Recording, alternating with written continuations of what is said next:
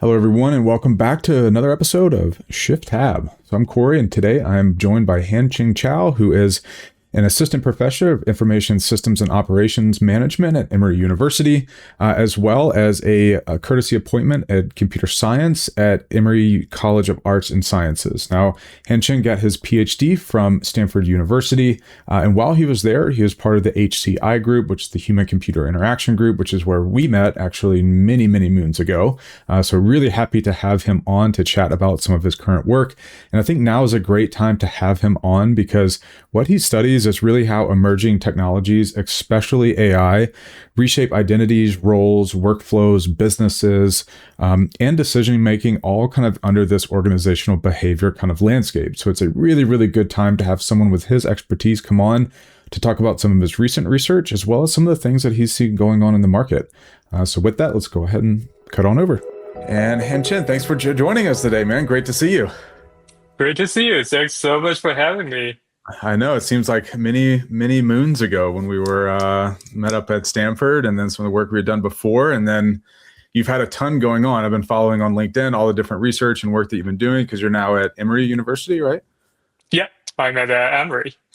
Yeah, how is it there? It has been good. I mean, it's my first year as a faculty, and I definitely feel a lot of new things going on, standing from the other sides of the academic in terms of academia. But everything has been good, and I've been having a lot of fun doing the research, which, as you know, I've been working on future work stuff, and these days increasingly more so on AI. So we'd love today, to talk about the Work AI Index because I read through it. I was actually on, I joined the Work AI Institute had like a call, like a little webinar earlier, and joined Oh and yeah. listened to some of them chat through it. Rebecca Hines kind of talked through some of the research, but would love to dig into it more because it's so relevant to what's going on right now. Yeah. We see companies and I see customers and hear about people all the time, just, CEOs and the board are like pushing just AI on everyone, but it's not quite like getting the returns that people For want. sure. And so, would love just to start off to get like a little bit of your read, just generally like on the market, because the paper, it kind of opens with this interesting paradox where it's like individuals are feeling more productive at the individual level, but at the top level, the organization's not seeing the same return. So, like what's going on here? Like what's happening? Yeah, that's a great point. Before diving in, I would just want to emphasize here that this is part of the work that I conduct with the Great Work AI Institute, and I feel super fortunate to be part of that. Well, back to your question, I think this is something that we actually might have experienced quite often on a daily basis. We definitely feel like Gen AI is helping us individuals perform much more than we used to. When we think about, say, things like drafting emails or brainstorming some new ideas, Gen AI definitely empowers us a lot. So we are able to achieve way more than what we can do before Gen AI. But on the other side, whether those works turns into anything useful for the organization, it's completely a different story. I really like one specific example that people have been talking about with regard to the difference between individual productivity versus what organizations wants. Let's talk about just using Gen AI in this email drafting the scenario. When you think Mhm. about that, for sure, if it wants to have an email drafts to the others, Gen AI help individuals a lot, make us complete the particular email drafts much quicker than we used to. But on the other side, when we drop those emails that looks great and sometimes maybe very sophisticated in the language usage, maybe that's not the most helpful things for the others. Maybe the other individuals, when they receive those emails, they might have to spend, even more time than they used to trying to comprehend what is going on out there. Maybe it could be, like a pretty short message, like with bullet points in the past, but now they spend way more time trying to figure out what is the exact takeaways, what's the exact message from that email. So Mhm. I think that's kind of interesting thing out there where you see, people on the one side using Gen AI to produce work, but on the other side, other individuals who receive those works, who are dependent on those work, they start to, leverage Gen AI on the other side to decompose those works done by the others, like in this email examples, using Gen AI trying to summarize what the other people have been drafting in their AI-generated email. So I like this example a lot, and it is showing I would say the differences between individual productivity versus what organization could get in terms of this particular value.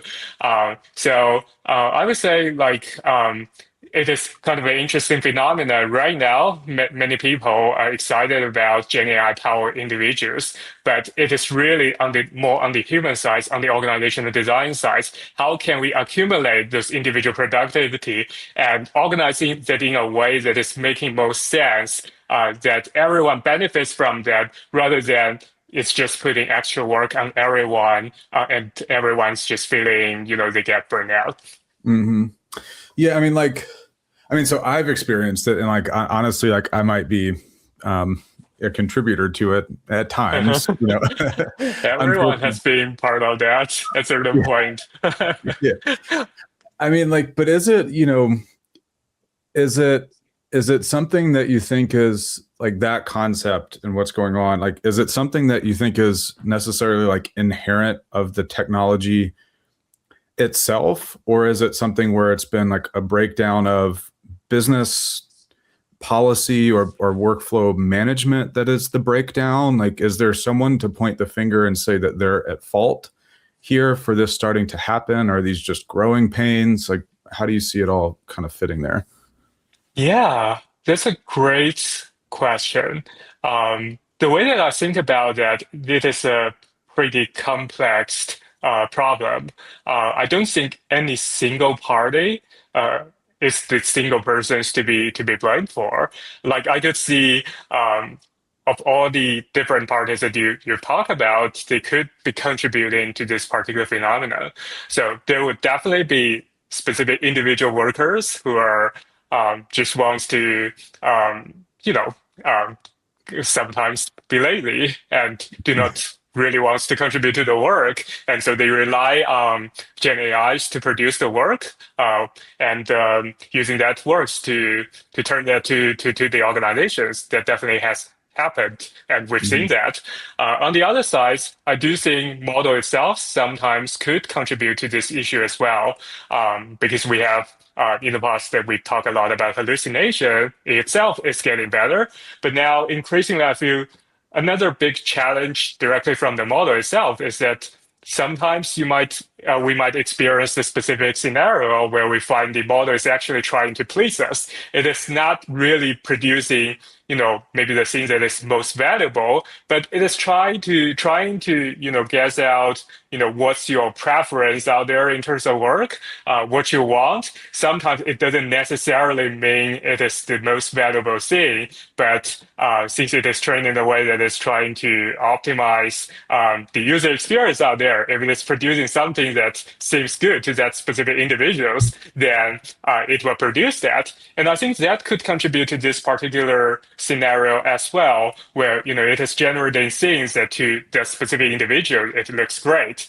but it's not like that specifically checked whether it is making a lot of sense or not.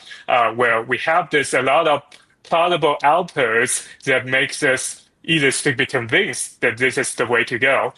So I think on that side, some parts of that is also related to the model itself. And I think finally, in terms of the organization, there is also some missing parts out there that is contributing to this specific scenario that we are seeing now.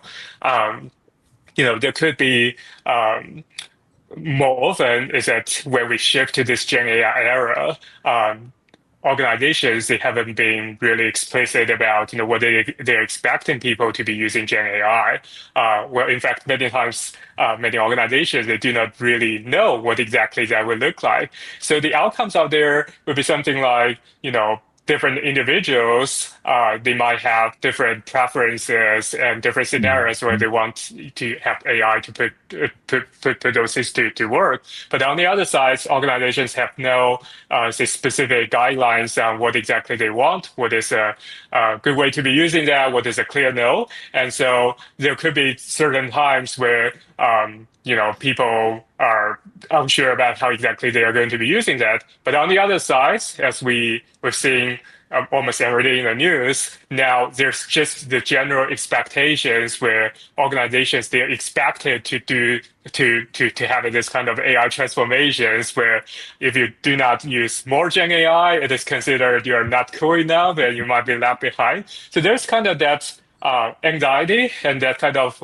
FOMO around in this environment that is encourage the organizations just to encourage everyone to be using AI without really clear guidelines, which by the end of the day, while everyone's just trying to figure out how to use that, there could be this kind of Botshitting things as well as Botshitting, which is another word that we invent referring to people do not really know what exactly they want, but rely on Gen AI to produce the work. Those scenarios just happen more and more.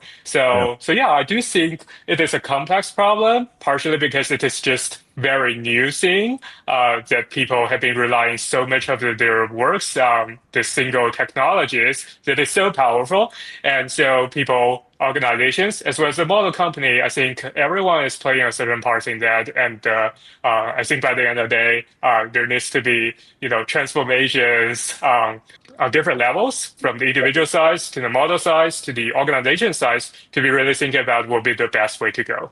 Hmm.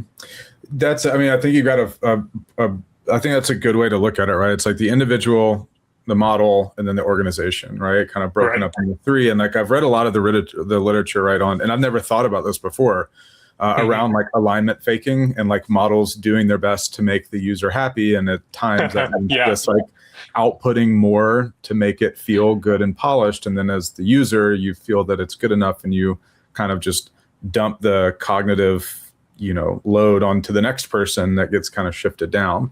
Right. um, Right. but you mentioned a term there that I thought was really really good. Is that this idea of like bot sitting, right? So Hmm. when you say that, like what exactly is that, and like what are people doing that end up in this bot sitting, and is that actually work? Is that something good, bad? Is it normal? Yeah, great question. So this particular term, well, we really like it a lot. We never back and think about this particular word, but basically we are just, in general, referring to any human labor that is put into this interaction with Gen AI to make this output really turn into something usable. And to be more specific, it's covering a wide variety of different activities from time to time, people might want to supply missing context. They might not feel satisfied with the, say, first outputs from Gen AI, so they start to supervise the output, checking the results, and then based on what they get, give more instructions and prompts back to Gen AIs to get something that is potentially more helpful. And at other occasions, increasingly more these days, people are using not only just one single Gen AI tools, but they actually get subscribed to a lot of them, like not only ChatGPT, but also maybe Cloud and Gemini. So we also see people bot sitting where they're just giving the same prompts to different models and trying to figure out, what exactly that they want, what they think would be most making sense from the different models. So yeah, in itself, again, busted in this word, it's kind of neutral. It's just in itself, we just refer to any human activities that we put in trying to make Gen AI outputs more usable. Mhm. So the second part of that, whether this is where it is good, where it is bad, I think it happens in different scenarios. On the good side, there are different scenarios where this boss sitting can actually be good. One specific scenario that I personally like the most is that this bot sitting period is actually for many well, actually from our surveys, those like high AI achievers, they're actually a good place for them to really learn and Mhm. to get their unique values out there. So when we think about many different tasks, some tasks we know what exactly we want, but for some other tasks, sometimes especially at the beginning, we do not really have a clear mind how it should end up. That especially salient for those early stage works, especially in those like brainstorming stages. So when you think of bot sitting in those very helpful contexts, you start the conversation with Gen AI. It gives you some sort of a first draft of proposal or things that you might want, and then you figure out by looking at this concrete draft from Gen AI. Here's the part that I don't like. Here's the part Mhm. that needs improvement. So the users can start getting into this iteration with Gen AI to improve the results and get something eventually that is helpful as the output. So in this process, on one hand, the users might be becoming clearer of what exactly they want, and in this process, actually getting the things that they want. But on the other side, by expressing themselves and trying to articulate what they want in this process, they actually will benefit and learn about this development, this particular process, as well as thinking about like what exactly their role is in this Right. particular work. So I think those are many of the examples of the good sides of the Botsitting. But on the other side, definitely there can be negative parts that is going on, especially under situations where it just turns out to be a very overwhelming process where we have heard stories from many parties and peoples with how long they have been spending their times just trying to get the outputs that they want. Sometimes, the time that you spend to navigate the AIs to get the outputs that is usable, sometimes it can be even longer than the time that you do that all by yourself. So those are, less helpful moments of doing the spot sitting. And when you think about, the exact interactions, the exact activities that you have in the spot sitting process in those negative cases, it might Right. be, many times doing similar things over and over. Like maybe you might be trying to explain the scenario about this problem again and again to different AI models, and sometimes even the same AI models it forgets about the context when you have a super long context window and you have to explain what exactly you want again. And so those things turns out to be not productive at all, that people spend a lot of time trying to do that. And I would say those are definitely some of the less productive, less helpful scenarios where people do during this boss sitting Mhm. period. Yeah, I found myself doing it quite a bit. Like what I found interesting or fascinating too in the paper is that I think it was for high achievers is that most people, for every 1 hour of work the AI does, they spend an additional hour reviewing or Hmm. polishing or going back and forth. So it's one of those where I think that if you, as a user or maybe even as a manager or someone looking to deploy AI out, if you can get people to have the discipline that while they're doing the bot sitting, it's not like just fire it and then go turn on YouTube and like go watch TV or something else and then come Right. back, but like to actually sit there and you look, because this was the other part I thought was fascinating about the paper was that those that are having the most success are ones that view AI as a teammate or as a coworker. Are getting the most benefit when they don't look at it as a tool, but kind of look at it as a team member, then it kind of helps share the responsibility, but also as one that you can kind of like learn back and forth from. And yeah, I think I'm so glad there's terms now for this besides like Uh-huh. me sitting and waiting We for what's really going like the on. terms. Yeah. Yeah. Yeah. And then I think that comes, and speaking of terms, so my new favorite term that I use all the time is that so bot sitting eventually, when people get lazy, turns into bot shitting, which, I don't, if you like want to, can you explain, like, do you know, or did you understand from the research, like when, or I guess two questions is that, so one, what is bot shitting compared to bot sitting? And then two, like, is there some like point when an individual goes from just sitting into to bot shitting, or like is there a path, or does it gradually kind of happen? Like, if I'm like looking for this in my team, like how does it evolve, I guess? Yeah, great question. So this is Botshitting, this particular term that we have here.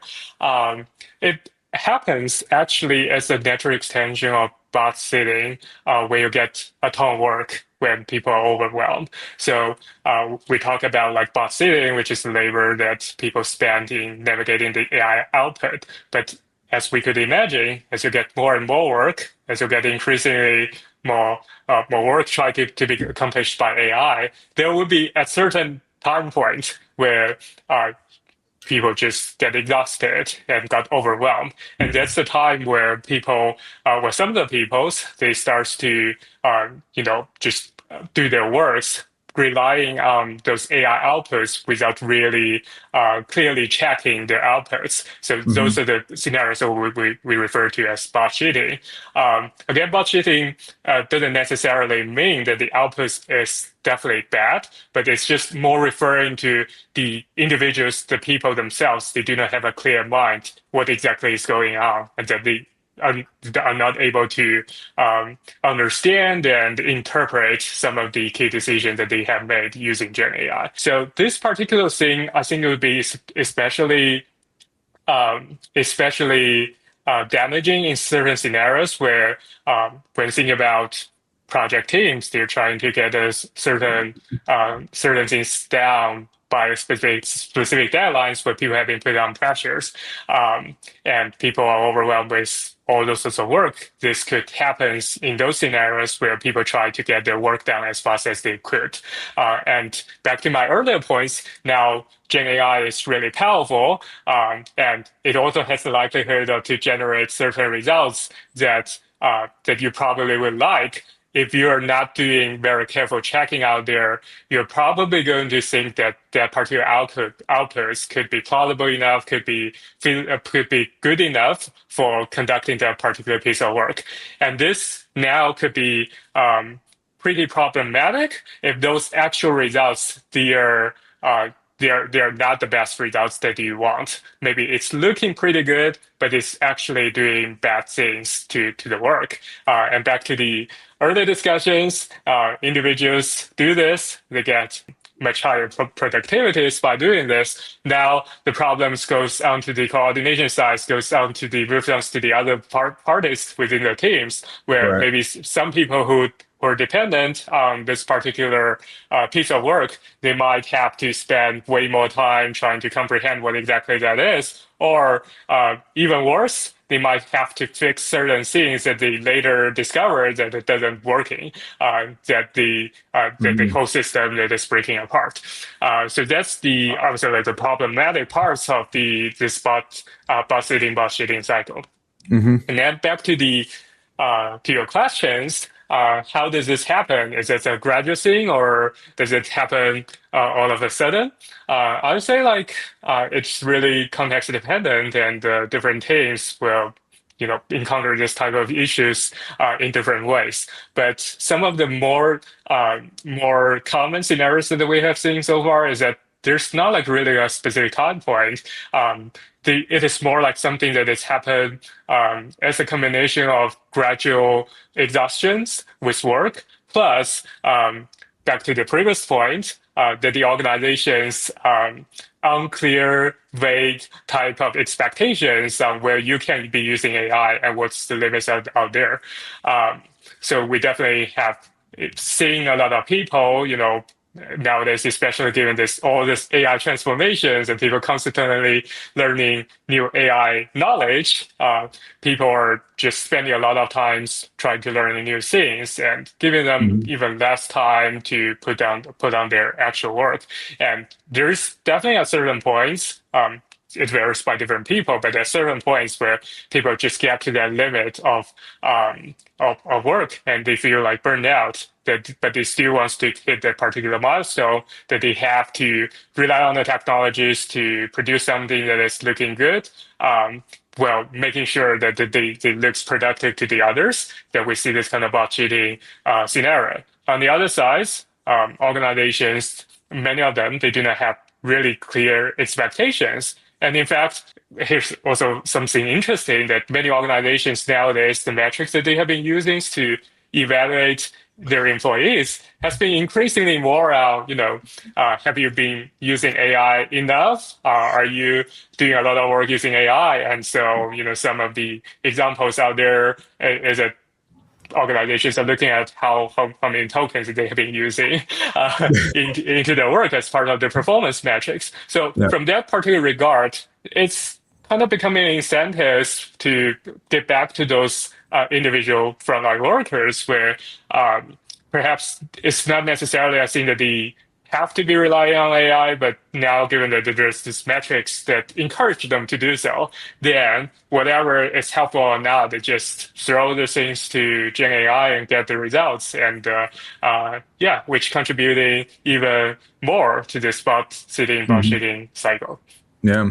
Yeah. I've just like anecdotally, the way that I've like, and I don't have any empirical data to prove this, but what I've just Mhm. seen with like the bot shitting stuff is that it kind of does like almost like an inverted like bell curve, where it's like when people Mhm. are very new to the tech, they're enamored and all the outputs look great. And so they just kind of Right. fire it off. And then as they start to use it more, they start to realize like, oh, there are errors in it. And if like the x-axis is like the percentage of your work that gets done with AI, it's like as that increases, you'll maybe get better and do less bot shitting and less. And then all of a sudden you are doing so much work with AI, you can't review all of it. And then it kind of like goes back up. Very And I thought, interesting.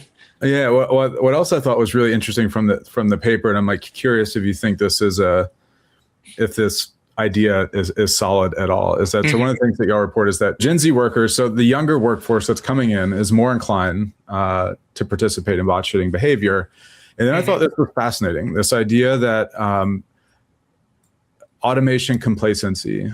So basically, as the systems get better, people become more reliant on it, and then they start to trust it more. And so, could there kind of be this, compounding idea that models continue to get better? We've got a younger workforce coming in, Mhm. and that we've got all this downward pressure to use AI.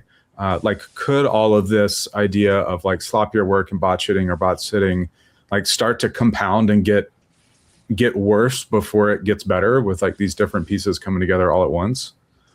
Yeah, that's an interesting prediction.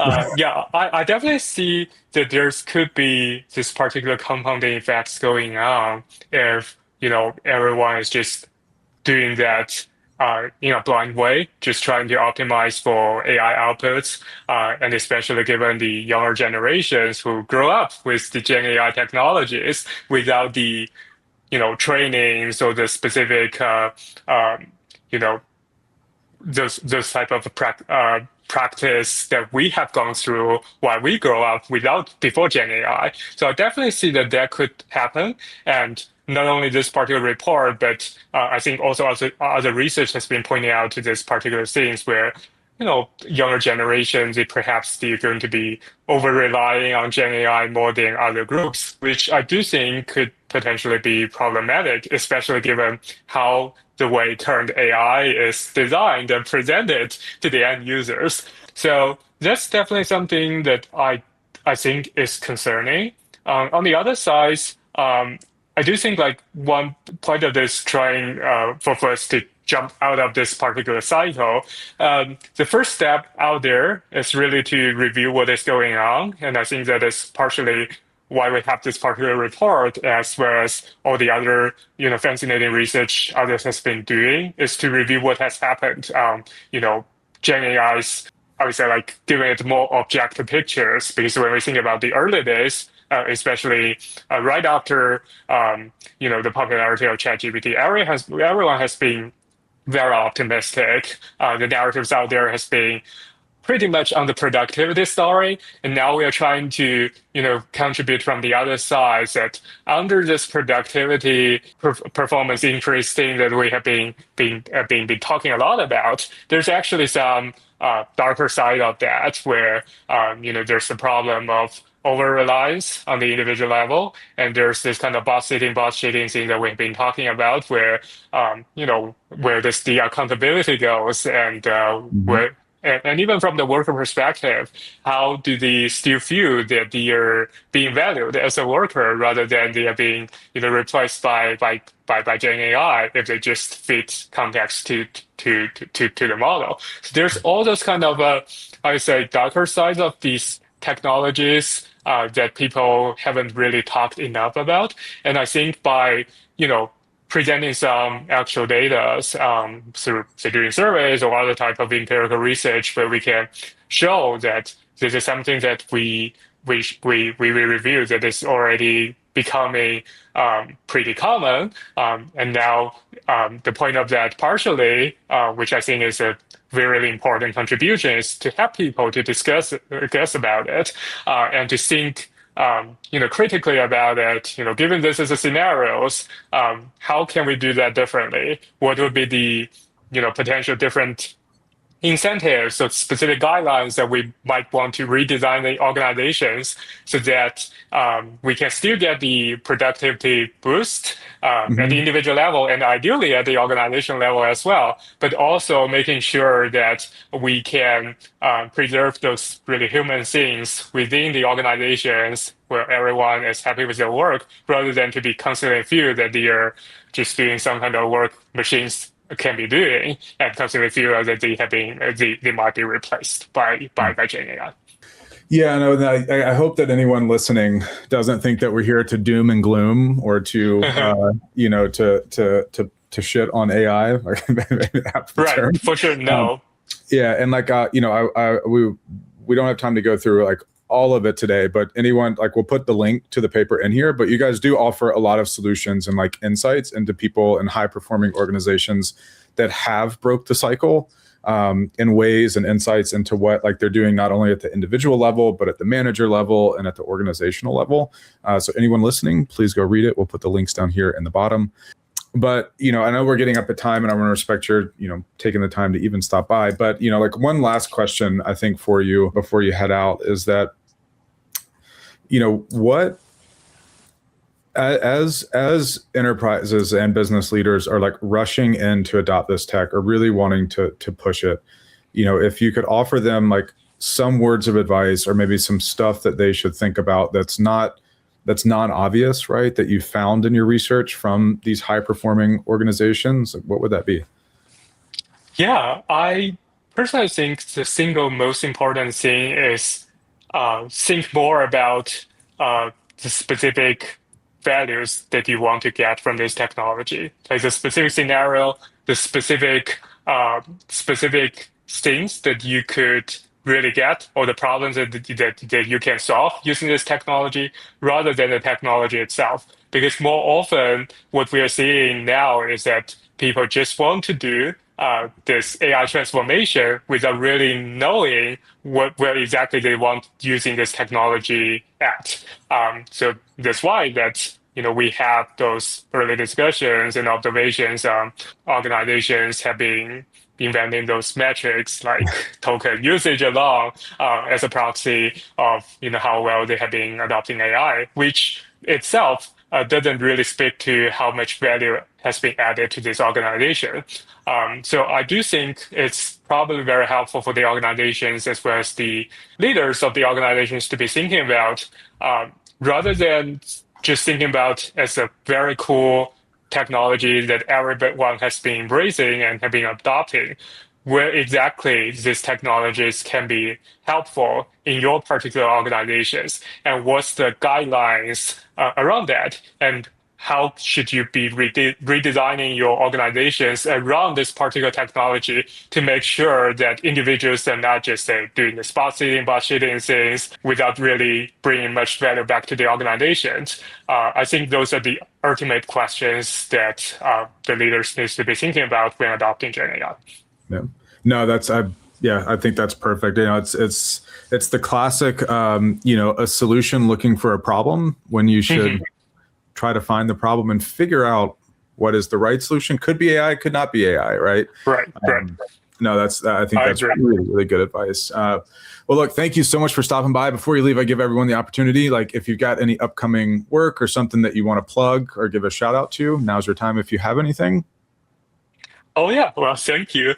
Well, so as I mentioned in general, I just do work on future work, and these days increasingly more on Gen AI. And one thing actually pretty much related to what we have been discussing, one active line of research that I've been really excited about is that how can we think about evaluation part under this Gen AI productivity increase thing looking like in the future. So there'll be more research works on those ends trying to evaluate out of all the AI generated works that we have out there, how can we differentiate just actual valuable outputs from AI from those things that are just looking plausible, looking that is interesting, but that actually works not. How can we do that in a systematic way? It's something that I'm really excited about and have been working on. So stay tuned on that side.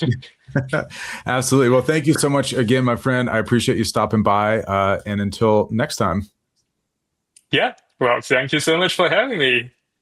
And that was Hancheng Cao. So thank you so much for stopping by. Anyone that is listening, we'll have new episodes of Shift Tab coming out soon. Please go follow him. We'll put all of his links to his LinkedIn as well as links to the paper down there so you can go check it out. But a lot of his research is extremely good and insightful into as these new technologies are coming out to like understand how AI is reframing and reorganizes how work is coordinated and who makes decisions. Like the paper itself has a lot of, while we might have been kind of, beating up AI a little too much, the paper itself does have a lot of remediation paths and how you can adopt this tech in the most responsible way and to get the most out of it. So until then, we'll see you next time on Shift Tab.